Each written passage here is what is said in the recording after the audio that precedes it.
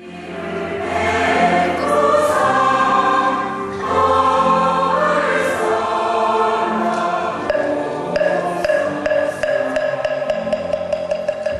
합장하시기 바랍니다. 스님께 목탁에 맞춰 인사드리겠습니다.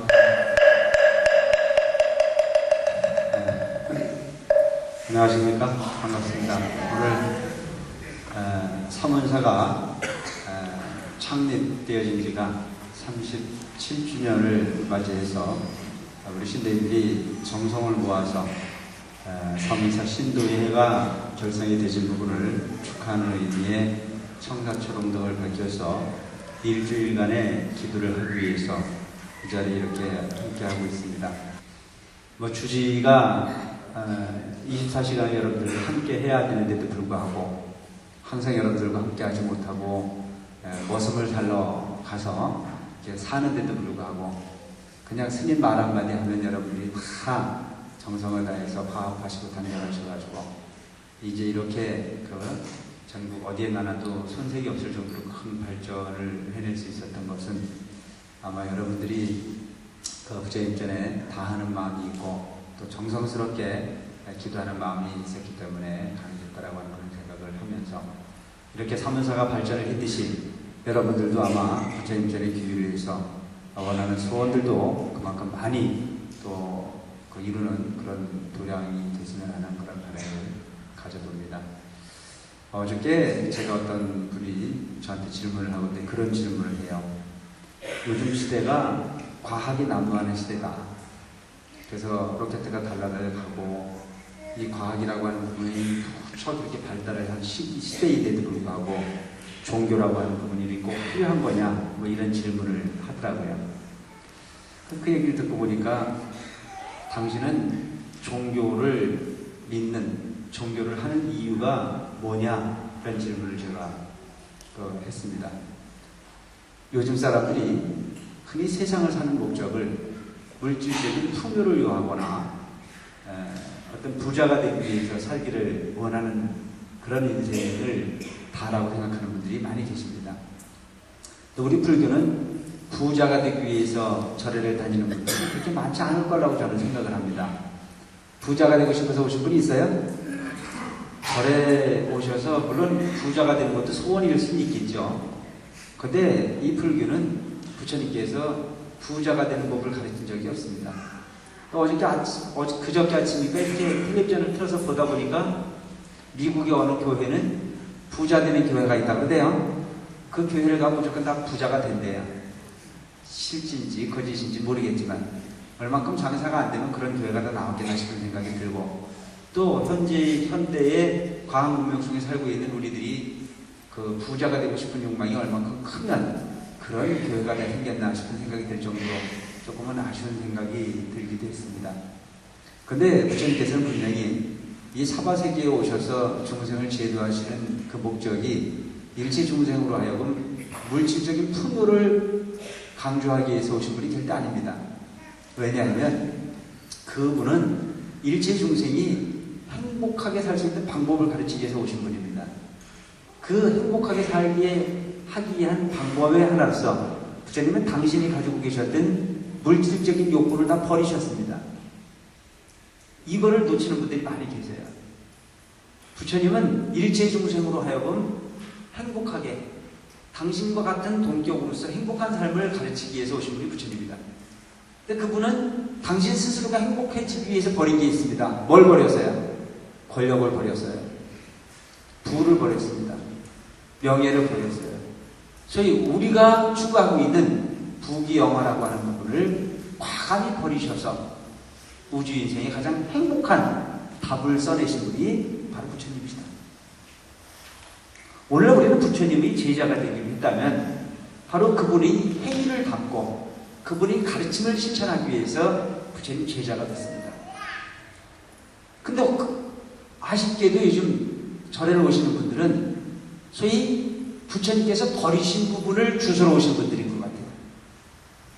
부처님께서 다 버리셔서 행복을 구하신 분인데도 불구하고 그분이 가르침을 실천하겠다고 오신 분들이 겨우 와서 절에서 절을 할 때는 10,000원짜리 하나 갖다 올려놓고 100만 원만 벌게 해달라고 비는 분들이 다예요.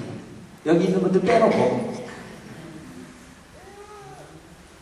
참으로 아이러니한 부분이 아닌가 싶은 생각을 합니다. 그런 부분이 발행을 통해서 종교를 실천하는 분들이 다수를 이루다 보니까 저에게 질문을 했던 부분들도 바로 이 우주과학이 발달한 시대에 종교는 필요한 거냐라고 하는 질문을 했겠죠. 물론 여러분, 이 우주과학이 발달함으로 인해서 우리에게는 엄청난 변화되어진 사건들이 몇 개가 있습니다.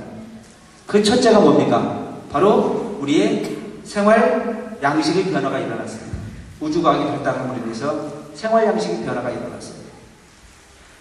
우리 생활 양식이 옛날에 농경사회나 어떤 그런 산업사회 속에서 살고 있을 때만 하더라도 그래도 정이 있었거든요. 우리 마음가짐 같은 것도 달라졌어요. 우선은 절에 오시는 마음 자체도 달라졌다는 걸 볼 수가 있어요. 그런 부분 중에 하나가 뭐냐면, 우리가 수년 전만 하더라도 절에를 오실 때는 자동차 타고 오셨습니까? 걸어오셨습니까? 네? 걸어오셨어요. 대개는 몇 시간씩 걸어 다니셨어요. 절에를 오시는 과정도 그냥 안 오셨어요. 대개 보통은 7km, 8km를 걸어 다녔거든요. 그래서 그 절에를 갈 때는 한 포대씩 퍼이고 오셨습니다. 그렇죠? 네? 한 자루씩 퍼이고 오셨거든요. 그 절이 요즘처럼 이 사무사처럼 이렇게 편안한 공간에 있는 것도 아니야. 어디 있었어요? 저 산중턱에 있었거든요. 거기를 올라갈 때는 쌀자루가 이 머리를 짓눌러도 절대 방정맞은 생각을 하지 않았어요. 고개가 아프다는 생각도 하지 않았고, 이게 짓눌리기 때문에 이걸 어디 갖다 이래놓고 쉬고 가겠다는 생각도 하지 않았습니다. 감히 부처님절에 울리는 이 거룩한 공양을 함부로 잘못 움직여서 부정이 탈까 싶은 생각에 전전긍긍한 마음으로 절에를 가셨어요? 안 가셨어요? 가셨어요. 그렇게 한 발짝 한 발짝을 어렵게 뛰면서 그 쌀자루가 짓눌리고 그 먼 길을 가는 과정 속에서 절대 딴 생각 안 했거든요. 오직 한 마음 부처님 전에 귀의해서 부처님 가르침대로 노력을 하고 그 노력에 의해서 원하는 부분을 하나 이뤄볼까. 어떤 마음이었을까요? 바로 간절한 마음이었습니다. 오직 부처님을 보고 싶은, 부처님의 진리를 만나고 싶은 그 간절한 마음 하나밖에 없었다는 거죠. 근데 오늘날 우리가 흔히 보면은 절에를 오는데 요즘에는 거의 걸어오시는 분들이 많지가 않아요. 충분히 자동차를 타고 오시고, 오다가 자동차가 빵꾸만 나도 절에 가 안 가? 안 가. 왜? 차 고장나서 안 가. 차 세워놓고 걸어오시는 분들 내가 몇 못 봤어요. 여기 있는 분들 빼놓고. 자동차가 빵꾸가 나고도 절에 안 가는 거예요. 그러면서 그 생각들은 어떤 생각들을 가지고 있느냐면은, 옛날에 부처님은 참 소원도 잘 들어줬었는데 요즘 부처님은 소원을 잘 안 들어주는 것 같다는 거야. 지만 변하는 건 생각도 안 하고 부처님이 변했다는 착각 속에서 살고 있는 게 우리들이 아닌가 싶은 생각을 해요. 부처님은 본래 그대로야.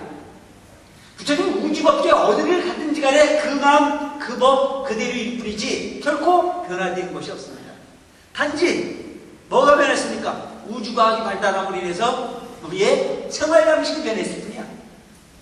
우리 생활 양식이 변함으로 인해서 우리 마음이 달라졌을 뿐입니다. 우리 마음에 병이 있는 걸 생각도 안 하고 부처님이 법이 달라진 것이냐 착각하고 앉는 것이 몰라 우리 모습이다. 그것뿐만이 아닙니다. 그 우주과학이 발달함으로 인해서 우리는 조상의 뿌리까지도 흔들어버리고 형제지간의 우애까지도 저버리는 경우의 삶이 도래하고 있습니다. 부모가 뭔지 자식이 뭔지 도리도 다 잊어버려가고 있는 인스턴트화되어진 삶의 구조 속으로 우리는 지금 빠져들어가는 것이 아닌가 싶은 안타까움이 존재하고 있는 게 현실이기도 합니다. 여러분, 얼마 전에 추석이었습니다. 그렇죠? 제사 다 지내셨어요? 사문사 다니는 분 치고 제사 잘 안 지내면은 그건 절에 헛다니는 거라고 그래서 내가 제사를 왜 지내는 거냐 이거. 제사를 지내는 근본이 어디 있는 건지 우리가 알고 넘어갈 필요가 있습니다. 이 생활 양식의 변화로 인해서 이 우주과학의 발달로 인해서 조상의 뿌리도 잊어버리고 본인의 근본도 성질을 하는 이 상황에 놓여 있는 안타까움에 놓여 있습니다. 조상이 제사를 지낸다라고 하는 것은 추석 명절을 센다라고 하는 것은 하루 쉬자는 얘기가 아니에요. 추석 명절은 누구를 위하여 쉬는 날이었습니까? 조상님을 돌아보는, 적어도 뿌리를 돌이켜 천일신명에게 감사를 하고 우주에 감사를 하고 자연에 감사를 하고 조상에 감사를 하는 감사의 표현을 하는 날이 추석입니다. 기독교에서 추석 감사절을 하나님에게 하는 거라면 우리나라에서의 추석 감사절은 조상에게 하는 날이에요. 아시겠습니까? 네. 기독교로 치면은 추석 감사절이야. 기독교는 가시라고 하는 하나님이라고 하는 분이 대상을 통해서 감사를 하지만 우리는 전통적으로 누구를 위해서? 우리 부모님들, 우리 조상님들을 위해서 감사의 표현을 하는 날입니다. 그게 마구잡이로 놀자는 얘기가 아니에요. 흩어졌던 가족 형제들이 모여서 십시일반의 정서를 통해서 조상에게 감사를 드리는 날이에요. 1년의 성실함을 통해서 열매를 맺은 과일과 곡식을 통해서 음식을 해 올리고 그 부모의 은혜를 다시 한번 되새길 수 있는 날이 소위 말하는 추석인데도 불구하고 추석날 제사하고 감사하고 다시번에 뿌리고 비행기 타고 미국에 오고 간 사람이 LA 쪽만 들어가는 사람이 몇 명인 줄 알아요? 3만 명이래. LA 쪽만 날아다니는 엄청나다. 근데 그 부분은 특별한 이유가 있어서 그 오고 가셨다고 치지만 문제는 조상 제사를 지내는데 빨간 글씨 노는 날 아까워가지고 다 여행 가버렸어. 근데 양심은 있었든지 여행지에 가가지고 전화 띡띡 걸어가지고 이 주변 제사 음식 배달도 안 되면서요? 난 잘 몰랐는데 그걸 배달을 해서 제사를 지내고 근데 그 음식이 변해가지고 먹고 탈이 났다고 난리치더라고. 그래서 내가 속으로 겉으로는 못 그러고 속으로 그냥 그랬어. 이게 오늘날 우리의 문화라고. 이게 왜 이런 현상이 일어났느냐? 너무 편리한 우주과학이 발달함으로 인해서 근본을 잊어버리는 행위가 실천되고 있음을 반증하고 있는 모습들이 아닌가 싶은 생각을 합니다. 조금은 어려워도 나눌 수 있는 마음, 그 근본을 찾아갈 수 있는 마음, 바로 추석 명절이라는 것은 조상을 깊이 있게 감사하게 생각할 줄 아는 그런 덕을 기리는 날입니다. 여러 형제들이 모여서 어렸을 때의 삶을 회고하고 형제지간에 우애를 나눌 수 있는 기회를 잡는 것이 바로 추석 명절의 의미입니다. 그래야 안 그래요? 무인에 있는 의미가 있는 거예요.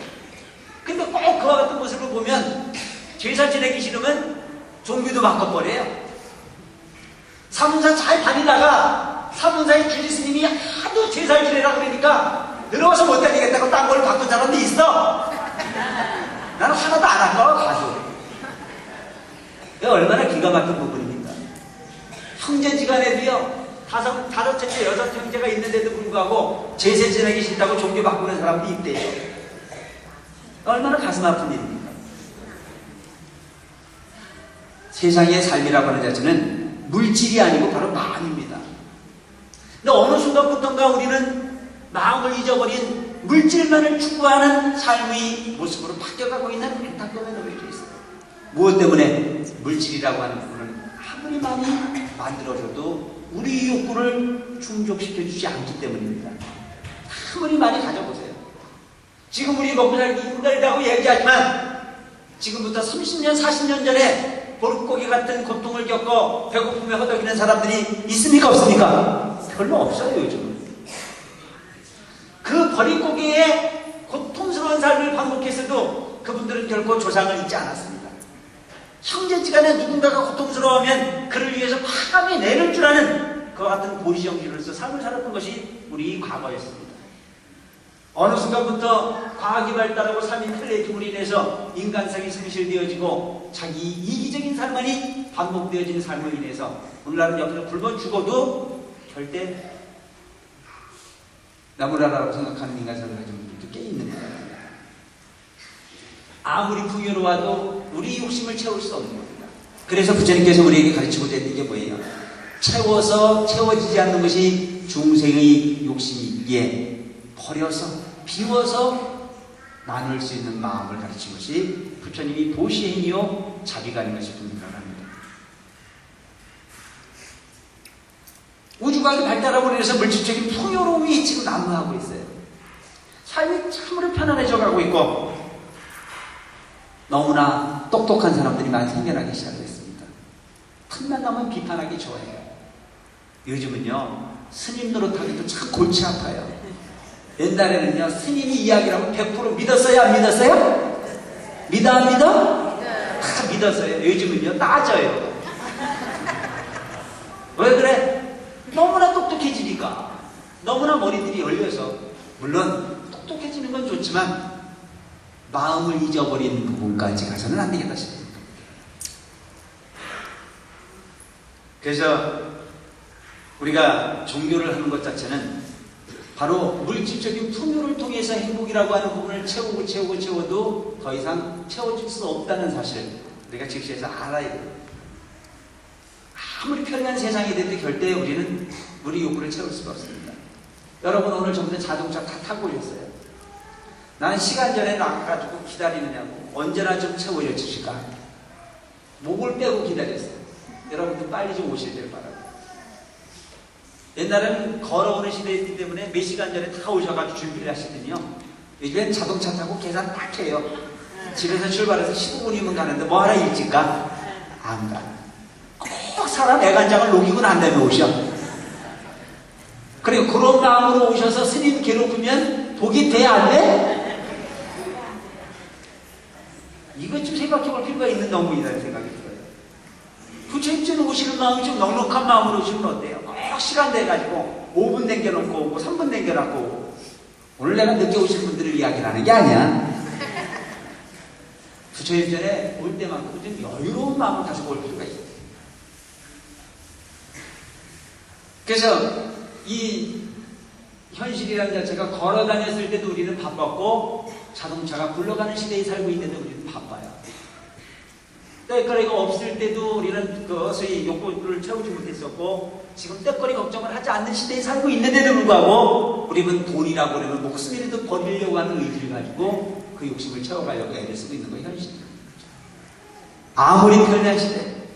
그래서 우리가 다이번 날마다 우주과학을 발전시키기 위해서 애를 쓰고 있지만 우리는 점점 더 과학이라고 하는 부분이 발전하면 발전할수록 더 불안한 삶을 반복해가고 있습니다.